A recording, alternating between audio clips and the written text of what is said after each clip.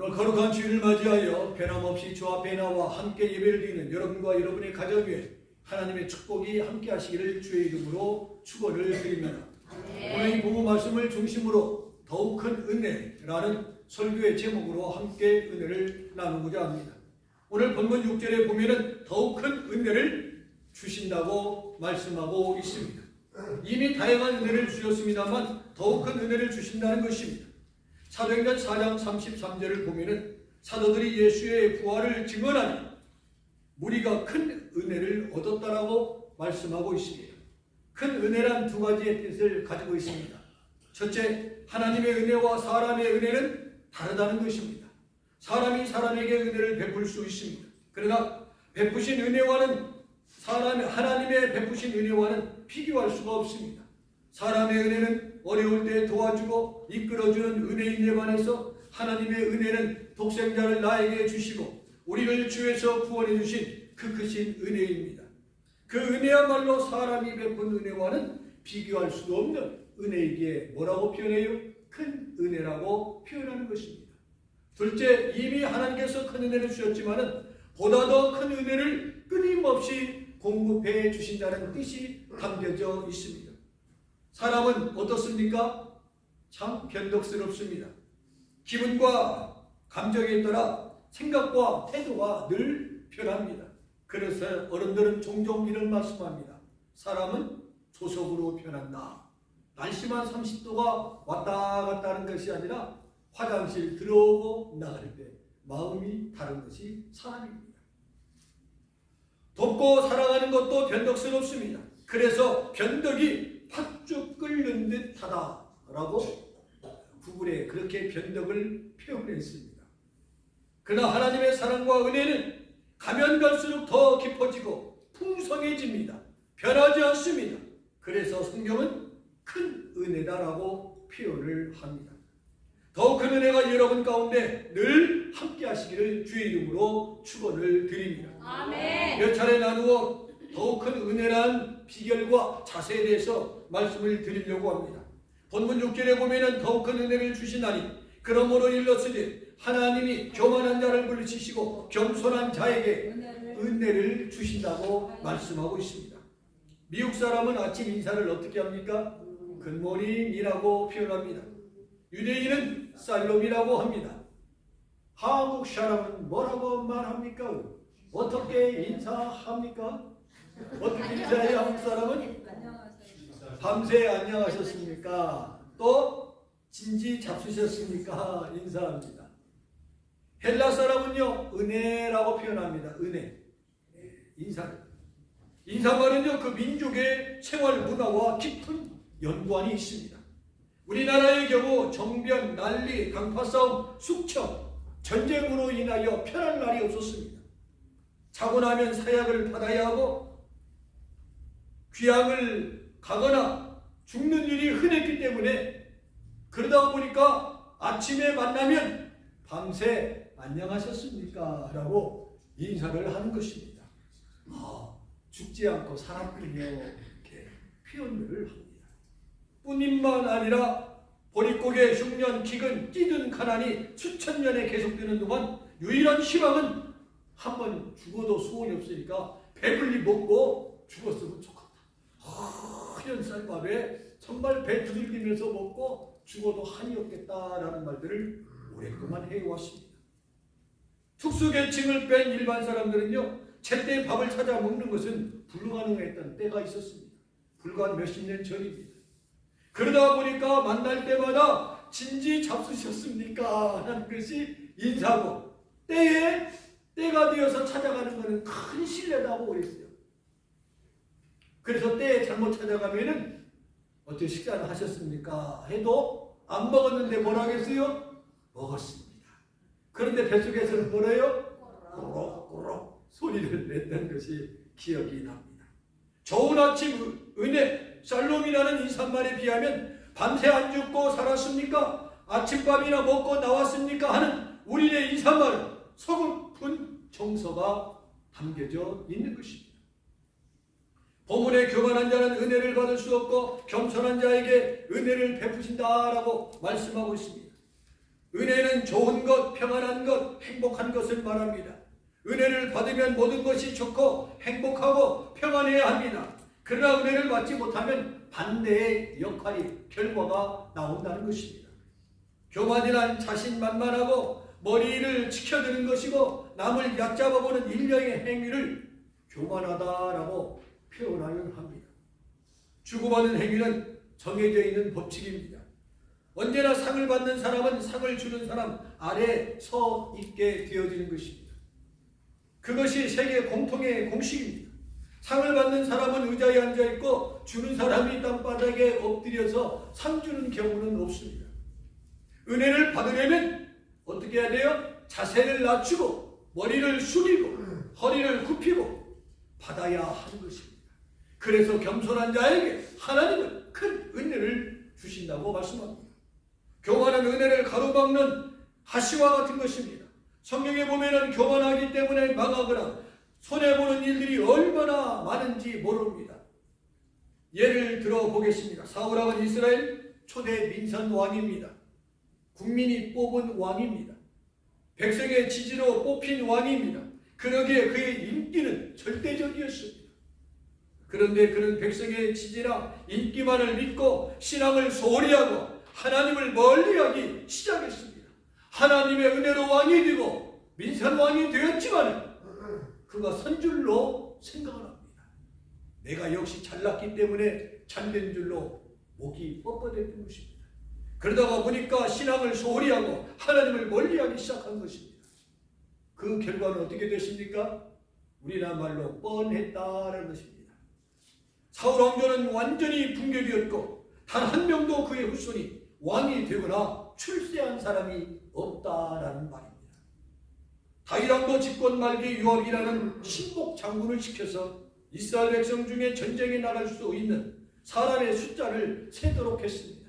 요즘 말로 표현하면 인구와 국력을 평가하는 센서스를 조사하게 된 것입니다. 역대상 21장 7절을 보면요, 하나님이 이 일을 악하게 여기사 이스라엘을 치셨다라고 말씀하고 있습니다. 나라가 잘되고 부흥하고 발전하는 것은 왕이나 대통령의 인기로 인하여 되어지는 것이 아니라는 것입니다.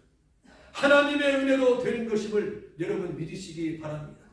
저 또한 여기까지 지금까지 살아오면서 단 한 번도 계산하면서 살아온 적이 없습니다.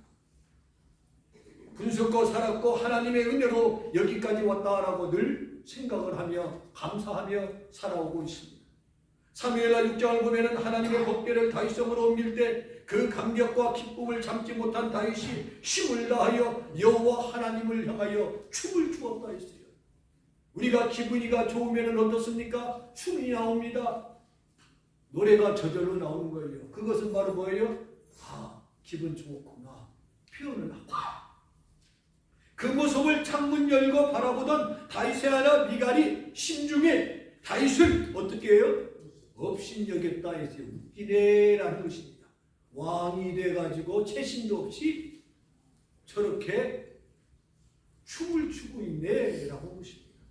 미갈은요 누구예요? 사울왕의 둘째 딸로서 왕의 예절과 법도를 익히 몸에 배워서 자란 귀부인입니다. 자기 땅으로는 고상하고 격조 높은 품위를 지닌 아름다운 여인으로 생각을 합니다.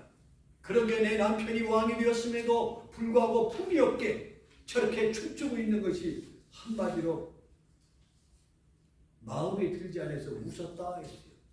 이 웃음은 비웃었다라는 것입니다.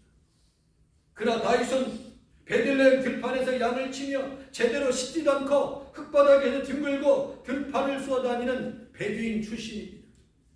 자연히 미갈은 남편 다윗에 대해서 우월감을 가지게 되었고 그것이 그날 구체적으로 본색을 드러나게 된 것입니다. 무식한 남편하고 사는 내가 참 거시기하다 생각을 하게 된 것입니다.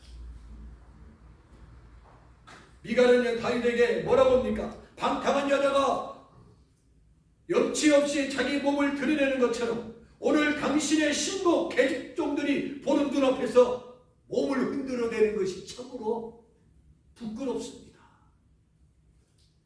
비아냥됐습니다. 한마디로 남편을 향하여 6장 20절에 보니까 몸종들 앞에 내가 쪽팔립니다 라는 거예요. 남편을 무시해버립니다. 업신여깁니다. 사무엘하 6장 23절에 보니 그러므로 사울의 딸 미갈이 죽는 날까지 그에게 무엇이 없었더라? 자식이 없었다라고 성경은 말합니다. 주경학자들은요 이 구절을 두 가지 의미를 두었어요. 첫째, 하나님께서 교만한 미갈을, 남편을 멸시하고 조롱한 미갈의 태를 닫으셔서 아이를 낳을 수 없다라고 해석하는 주경학자가 있는가 하면, 둘째, 정떨어진 다윗이 그날부터 미갈과 잠자리를 함께하지 아니했으니 자식을 낳을 수가 없다라고 해석을 합니다. 다윗이 바보입니까? 왕이 되기까지는 눈이 있어요. 듣는 귀가 있는 것입니다. 그 말을 하는 부인이 마음에 들었어요? 정떨어지겠어요? 정떨어져서 그날부터 잠자리를 하지 아니함으로 인하여 아이를 낳을 수가 없었다. 둘 다 일리 있는 해석이라고 봅니다. 에스더 1장을 보면은요 BC 483년경 페르시아의 아하스 왕과 그의 왕비 와스디에 관한 기사가 기록되어 있습니다. 당시 페르시아는 세계 최강국이었습니다. 지금과 미국과 같은 나라였습니다. 동쪽으로는 인더스가, 서쪽으로는 애굽을 지나 이디오피아, 북쪽으로는 헬라의 일부를 점령한 대제국이었고 페르시아 문명 역시 황금기를 맞고 있는 최절정의 때였던 것입니다. 아하스웨로 왕은 왕이 된 지 3년째 되는 어느 날 왕궁에서 대연회를 열었습니다. 그 대연회도 축제도 며칠 동안이요? 6개월 동안. 6개월은 뭐예요? 3, 6, 18, 180일 동안 축제를 열었고 그 축제 기간 동안에 초청된 인원수만도 15,000명이었습니다. 왕이 국력을 과시하는 축제를 여는 동안 왕비 와스디도 같이 따라온 부녀들을 위해서 잔치를 베풀어 주었습니다. 6개월여 동안 잔치가 끝나갈 무렵 어느 날 왕비에게 사람을 보내어 요리장으로 오라고 전가를 내었습니다. 왕이 왕비에게. 왕은 와스디의 매물을 모든 사람에게 자랑하고 싶었습니다. 그의 무엇을? 미물을. 내 부인이 이렇게 예쁘다고 자랑하고 싶었던 것입니다. 그러나 와스디는 왕명을 거스리고 갈 수 없다고 여쭈어라. 누구에게? 남편에게. 1장 12절에 보면 왕비로서는 남자의 주흥의 고조되는 자리에 자기를 오라는 것이 마땅하지 않았습니다. 어떤 자리예요? 술자리에 자기를 오라는 것은. 그리고 자신의 미모 때문에 와스디는 목에 힘이 들어가 교만이 하늘을 찔렀던 것입니다. 그래서 못 간다고 여쭈어라. 누구에게? 왕에게. 문제는 이 사건이 불씨가 되어서 와스디는 퇴출당하고 누가 왕비가 되는 것입니까? 에스더가 왕비가 되는 거예요. 스타가 딱 이때 나타나는 거예요. 와스디는 교만 때문에 왕비의 자리를 빼앗겼고 내쫓겼습니다. 교만한 사람은 늘 이런 결과를 낳게 되어진다라는 것입니다. 교만은 은혜를 무너뜨립니다. 교만은 성공을 무너뜨립니다. 교만은 자리에서 내려오게 합니다. 교만은 행복을 무너뜨립니다. 교만은 패망의 뭐라고 했어요? 성공이라고 했습니다. 우리는 이민자로서 성공했더라도, 돈을 벌었더라도, 공부를 많이 했더라도, 얼굴이 예쁘더라도, 행복하더라도 그것 때문에 교만에 빠지면 안 된다라고 했습니다. 삼가 조심해야 할 것은 교만한 마음은 넘어짐의 앞장이라 성경은 말씀합니다. 오늘 본문은 교만한 자를 물리치고 겸손한 자에게 무엇을 주신다고 했어요? 은혜를 주신다고 했습니다. 교만한 사람은 말씀을 통해 임하는 은혜도 받기가 어렵습니다. 우리는 말씀을 통해 은혜가 무엇인가를 깨닫고 은혜를 확신하는 사람이 되어야 한다는 것입니다. 그런데 교만한 사람은 말씀을 바라볼 뿐 마음으로, 가슴으로 받아들이지 않는다는 것입니다. 그러기에 뭐가 없습니까? 행함이 없는 것입니다. 구경꾼이 있고 감동받는 사람이 있습니다. 은혜 역시 받아야지 구경만 하면 안 된다는 것입니다. 이제 어스킨 목사의 이야기로 말씀을 마치려고 합니다. 어느 주일 아침 스코틀랜드의 유명한 설교가 어스킨 목사가 설교하고 있었습니다. 그날 스칼렛이라는 여자가 설교를 듣고 큰 은혜를 받았습니다. 너무나 감동되었습니다. 한 번만 방문하려고 했는데 다시 한번 듣고 싶은 마음의 충돌감이 생겼습니다. 그 여자는 다음 주일에 어스킨 목사의 설교를 듣기 위해서 주일 예배에 역시 참석했습니다. 그런데 그 주일은 무엇을 받지 못했어요? 은혜를 받지 못했습니다. 예배가 끝난 후 어스킨 목사를 만나 스켈렛이 물었습니다. 목사님, 지난 주일엔 제가 목사님의 설교를 통해서 얼마나 큰 은혜를 받았는지 모릅니다. 그런데 오늘은 제가 은혜를 받지 못했습니다. 목사님, 왜 제가 은혜를 받지 못했는지 말씀해 주실 수 있겠습니까? 그 이유는 간단합니다. 지난주에는 당신이 예수님을 만나기 위해서 오셨기 때문에 은혜를 받았고, 오늘은 나를 만나기 위해서 오셨기 때문에 은혜를 받지 못했습니다. 라는 대답을 주었다고 합니다. 교만은 말씀을 가로막고 축복을 가로막고 성공을 가로막고 은혜를 가로막아 버립니다. 그러므로 교만을 물리쳐야 한다는 것입니다. 요한 세바스찬 바흐는 1100여 곡의 작곡을 한 유명한 작곡가입니다.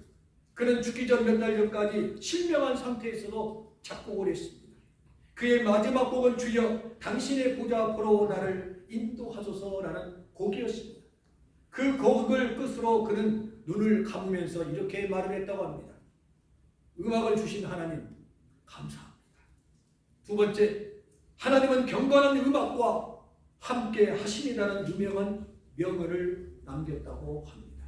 그래서 교회 찬양사역자는 선곡을 하는 것입니다. 이것이 복음적인가? 하나님의 마음에 합한 것인가? 성도들에게 은혜를 끼칠 만한 찬양인가? 1100여 곡이 넘는 작품 끝에 그는 항상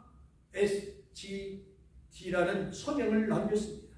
그 의미는 솔리 글로리아 데우라는 오직 하나님께 영광이라는 말을 썼다고 합니다.